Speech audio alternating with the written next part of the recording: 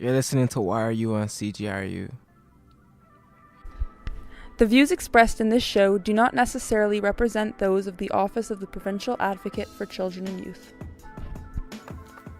This is Sujata Berry, and you're listening to YRU on CJRU 1280 AM. Okay, so welcome.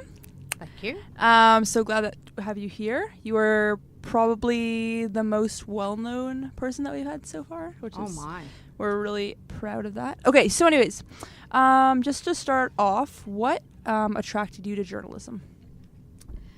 Well, it was a bit of a circuitous process, but it was a process of elimination, really. I ended up there because I didn't know what else to do. And as it turns out, it suits me well. How did I end up in journalism? I think the way it worked out was I graduated with an undergrad from York University in the arts with a focus on economics and political science. And I had no idea what to do with that degree. And so I ended up doing kind of Joe jobs. I was doing computer programming. I was paying my bills, but I was bored out of my skull. And then I thought, well, I can't keep doing this because this is not the life I dreamt of.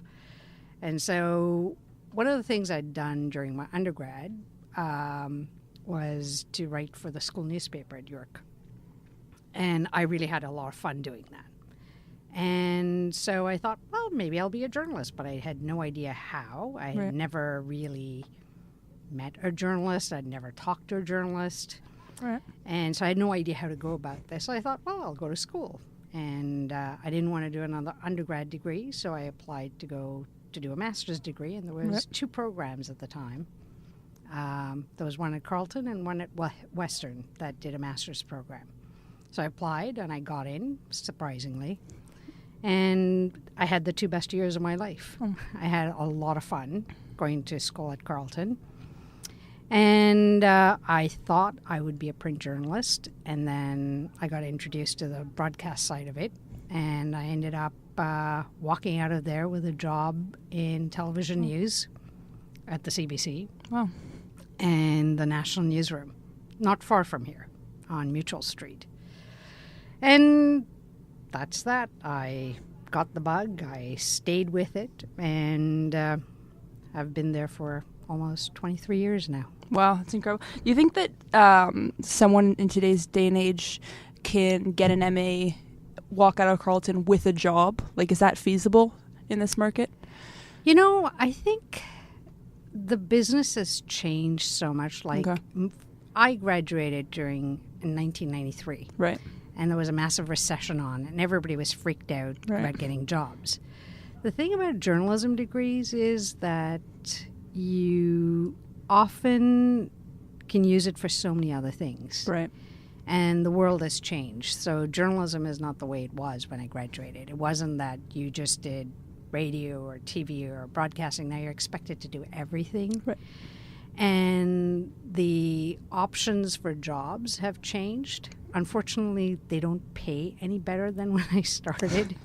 They actually pay a lot worse, which is, I think, the part that the business is trying to sort out. Sure.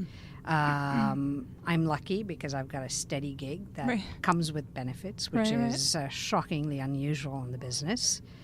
But for most people, I think for people who are starting out, I think the best thing I would think in terms of advice I can give is try out as many things as you can. Right. Like if you're interested in going to work for an organization like Vice, Al Jazeera, go do it when you're young, when you have the freedom. You're not tied down. You don't care about the money so much. Right. You're not paying for a mortgage yet. Right. It's a great time to learn. It's a great time to try out different things and also explore, because you never know what you like till you try it. And then you'll find that you have a great time and then you want to do more of it.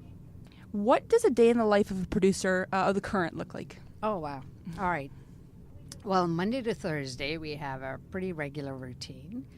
I get up in the morning around 6, most days. As soon as I get up, I start going through the headlines. Right. I listen to World Report. I get the headline news stories. I listen to World Report 3 times before I head out the door. I scan headlines for everything from the BBC to the Guardian to the Globe and Mail, Toronto Star, anything New York Times, anything that would Google headlines. And what I'm doing is I'm scanning to see what's out there and what is interesting out there. Because we pitch every day, Monday to Thursday, for the next day's top part, because we come in 3 parts. So every day we have to go in with a story idea. Right. And not just a story idea like, hey, I think we should do something on the RCMP, settlement with all the women that were, who had filed a class action lawsuit. It can't be that way. It has to be with a focus, you know. We have to have the guests lined up. We have to move the story forward. We have to give some context because it's current affairs. It's not a news story. Because the way news works is a 24-hour cycle. You'll have heard everything if I pitch the same thing by the next day. Yeah, absolutely. So we have to figure out, and so often we go at a story sideways. Right. And often we're giving it context, going back to people to saying, okay, well, how does this affect you? And a lot of what we do is also getting back down to the players. Right. So I have learned that I don't really enjoy working on stories I'm not interested in. So I pitch stories that I'm interested in, and I try and find the most interesting elements out of what I find.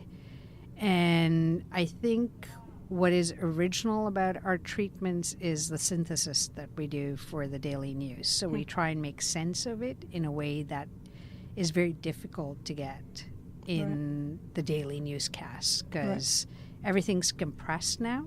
Right. So we have the advantage of having, it's the advantage and the disadvantage. Right. We have 3 half hours to fill. So our first block has 19 minutes, next block is 25 minutes, and the third block is like 27 minutes. And that's a lot of time to fill. So it's great when you've got stuff, and it's a lot of time to fill when you don't have stuff. So really our treatments are quite in-depth. Right.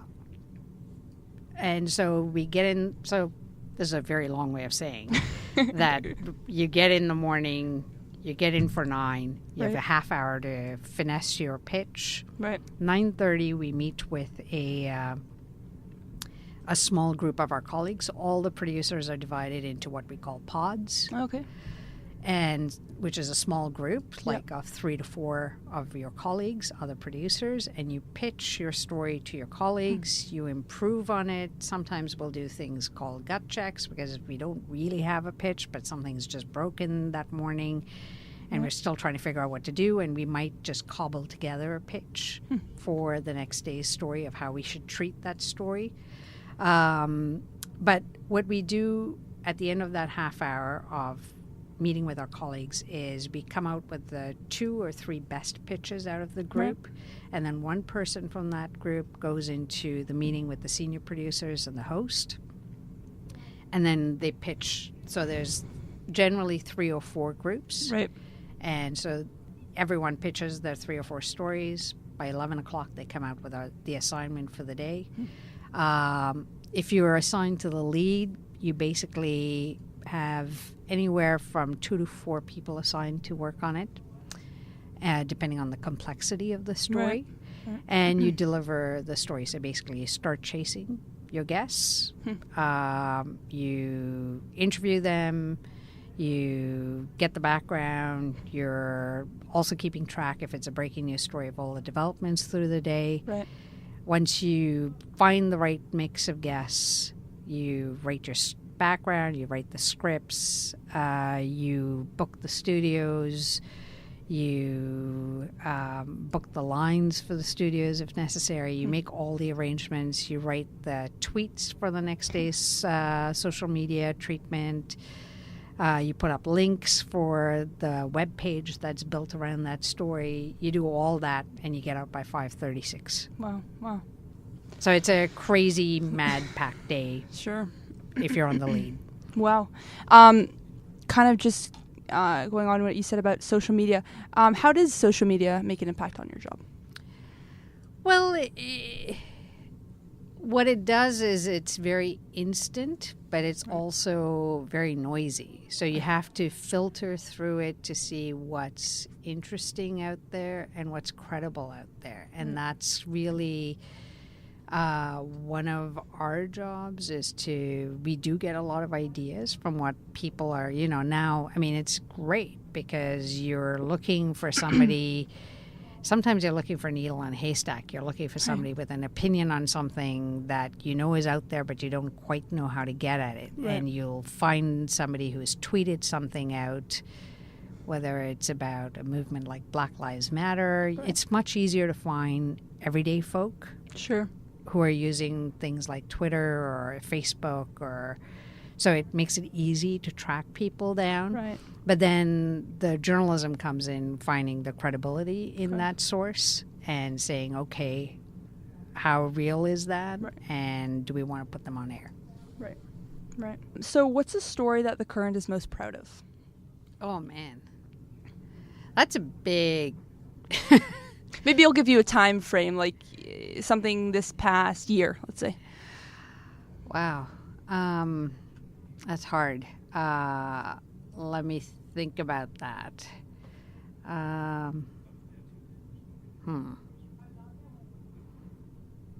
It's a bit of a blur, so let me just think about this hard. What are we most proud of? And I mean, most recently, I think we did. I love getting hard chases. So what is that? Hard chases? What is that? That means like people who don't necessarily want to come on and talk to us. And so I tend to be a bit like, dog with a bone. I'll keep going back every few weeks and checking. And so when Kelly Leach came out with her platform for her leadership, where she started bringing in sort of how we should be treating new immigrants coming to Canada, how we should be screening them for Canadian values. It was very controversial. Sure.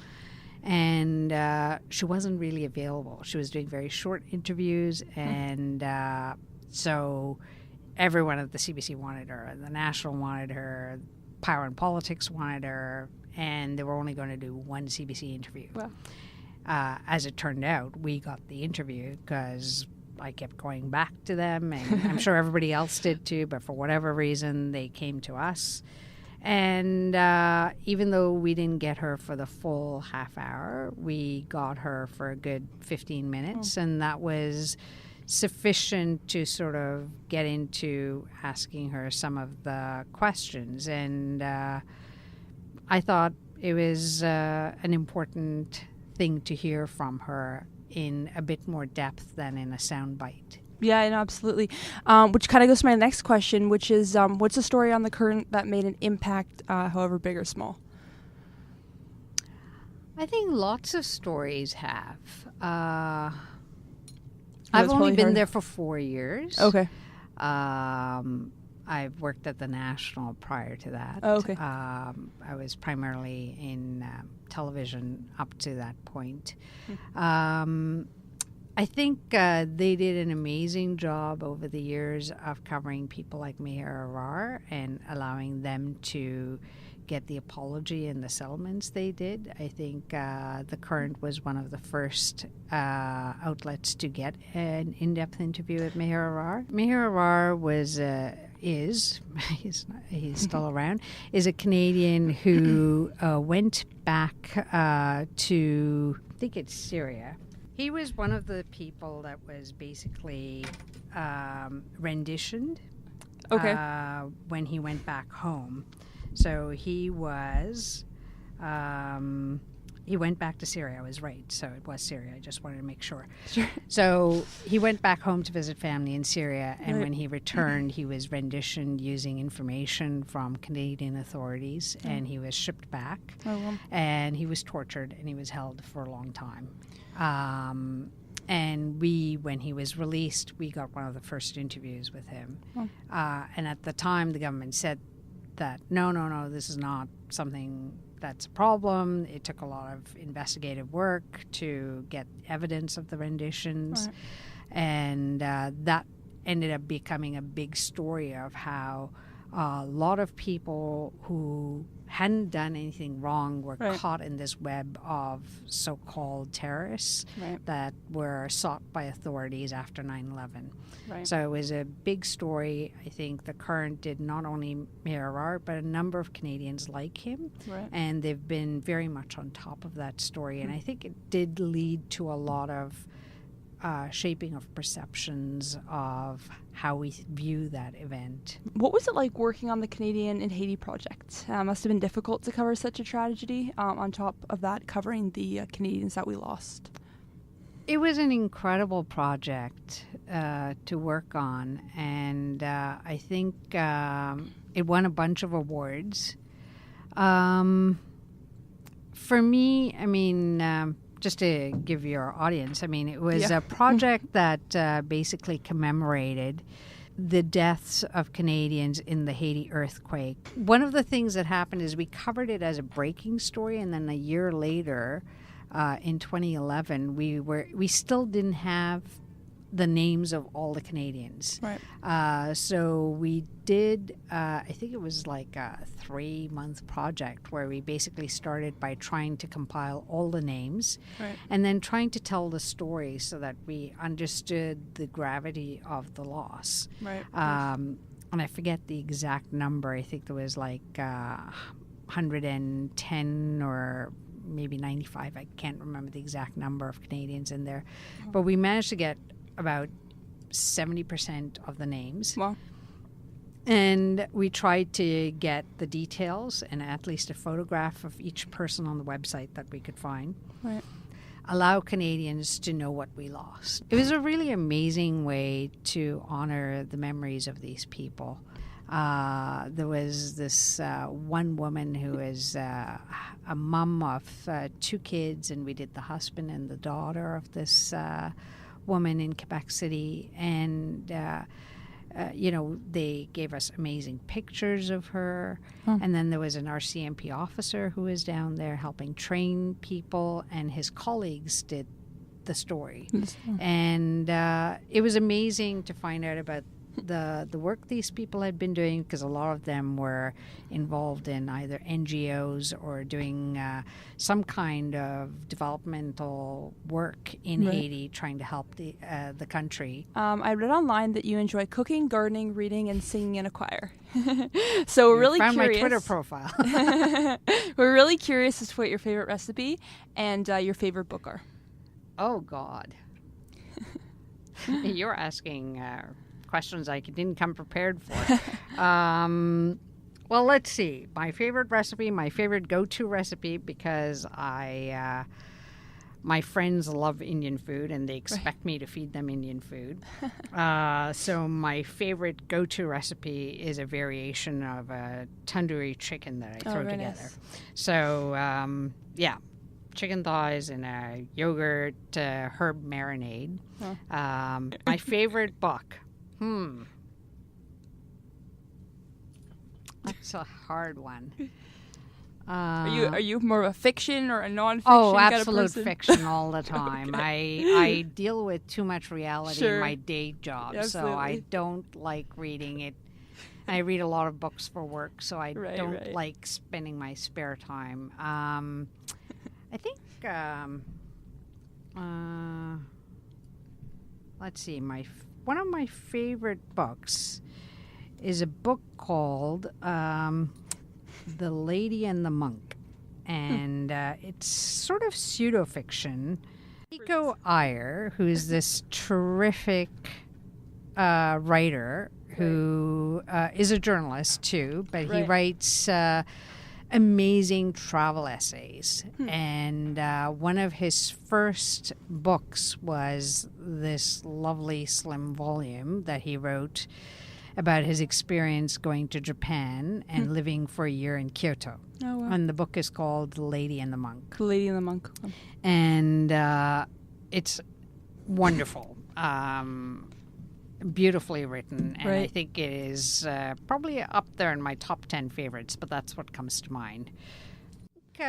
What it is about is that Pico Iyer is a very thoughtful man. He used to write for, I believe, Time magazine. Okay. And he's very interesting because he's created a life where he moves between Calcutta, where his parents still are, Japan, where he has roots now, because when he spent this year in Japan, he created connections. And California, where he lives the rest of the time.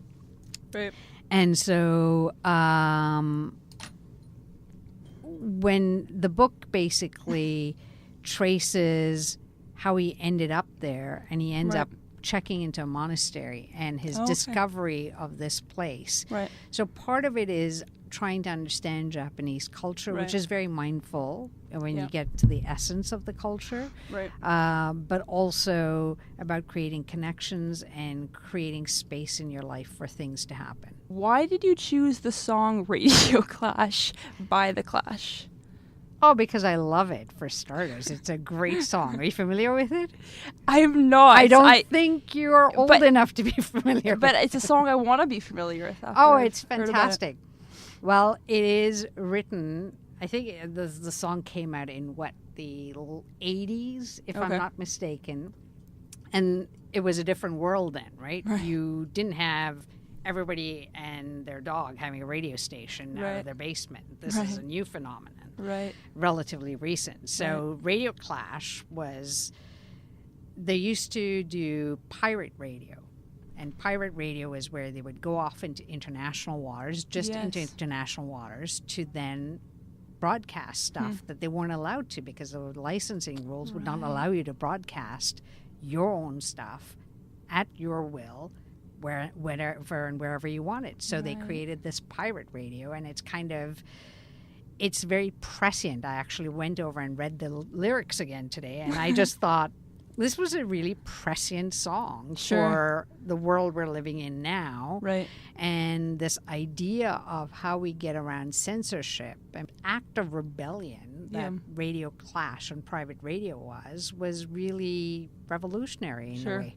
It kind of, I think, set the tone for what we're seeing now. So they're like future readers or whatever. I don't know if they were future readers. I just think they were at the very cusp of what we're living now. Right. And now, here are The Clash with Radio Clash.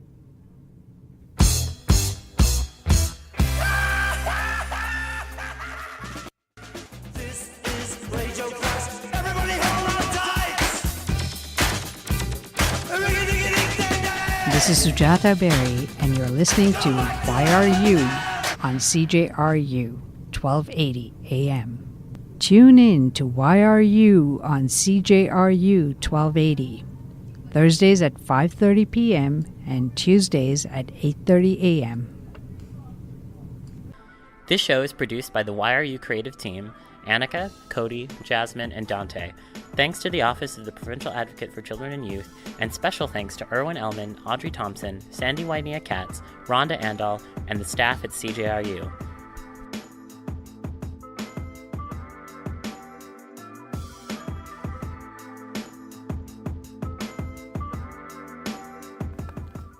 This is Sujata Berry, and you're listening to YRU on CJRU 1280 AM.